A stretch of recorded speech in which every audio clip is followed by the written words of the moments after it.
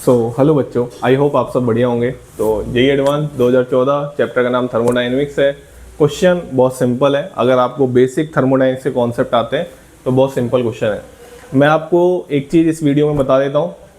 JEE advance में है ना, स्कोर करना बच्चा को बहुत सेलेक्टिव होना पड़ता है क्वेश्चंस के लिए, ठीक है। और इनऑर्गेनिक केमिस्ट्री को तो बिल्कुल ना छोड़ के जाए, बहुत स्कोरिंग सब्जेक्ट है, उसको तो बिल्कुल आप एक बार तो कम से कम, एक बार नहीं, जितनी बार आप एनसीईआरटी पढ़ सकते हो उतना पढ़ें और जितनी आप प्रैक्टिस कर सके उतनी करें। क्योंकि और किसी भी चैप्टर को ना छोड़ के जाए, ऐसा दिमाग में ना बनाए कि थर्मोडायनेमिक्स है तो क्वेश्चन हार्ड ही आएगा एडवांस में। देखो, एडवांस सोच से परे है, ठीक है। तो आप सारे टॉपिक करके जाइए और अच्छे से करके जाइए, और वहाँ पे पेपर में आपको सिलेक्शन करना होगा कि मेरे को इस क्वेश्चन के साथ जाना है या दूसरे क्वेश्चन के साथ, ठीक है ना। सब गेम वहाँ पे सिलेक्शन का है। जो बच्चा गलती से भी एक क्वेश्चन पे फंस गया ना तो वो स्कोर नहीं कर पाएगा, ठीक है ना। चलिए, तो एक क्वेश्चन है बड़ा प्यारा सा, छोटा सा।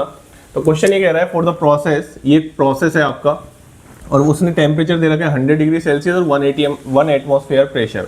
द करेक्ट चॉइस इज, और एंट्रोपी की बात कर रखी है इसने, डेल्टा सिस्टम ग्रेटर देन 0, ऐसे 4 ऑप्शन दे रखे हैं। पॉइंट इज दैट कि आपका ये जो प्रोसेस है इसमें बस इतना ही सी बात समझनी थी कि आपको दे रखा है ये एट टी बराबर temperature 100 degree Celsius and pressure 1 atm। तो कहने का मतलब, अगर आप ध्यान से देखें तो ये इसका बॉइलिंग पॉइंट है। अरे ये इसका क्या है, वाटर का बॉइलिंग पॉइंट है। तो अगर ये बॉइलिंग पॉइंट है तो बॉइलिंग पॉइंट पे सिस्टम कैसा होता है, इक्विलिब्रियम पे होता है। जी हाँ, बॉइलिंग पॉइंट टेम्परेचर पे सिस्टम कैसा होता है, इक्विलिब्रियम पे होता है। तो ये यहाँ पे कौन से पे है, ये कौन सी कंडीशन में है, इक्विलिब्रियम। बस इतना सा इस क्वेश्चन में समझना था। उसके बाद इस क्वेश्चन का काम खत्म है। क्यों खत्म है, आइए मैं आपको समझा देता हूं कि इक्विलिब्रियम पे हमको पता है डेल्टा एस टोटल बराबर delta S system plus delta S surrounding. आराम से देखना, टेक इक्विलिब्रियम पे, at equilibrium delta S total क्या होता है, सब बच्चों को पता है। ये डेल्टा एस टोटल जो होता है वो किसके बराबर होता है, वो 0 के बराबर होता है। डेल्टा एस टोटल किसके बराबर होता है, 0 के। मतलब डेल्टा एस सिस्टम का जो साइन आएगा, डेल्टा एस सिस्टम बराबर हम बोल सकते हैं माइनस डेल्टा एस सराउंडिंग। मतलब जो डेल्टा एस सिस्टम का साइन आएगा उसका अपोजिट साइन किसका आएगा, डेल्टा एस सराउंडिंग का।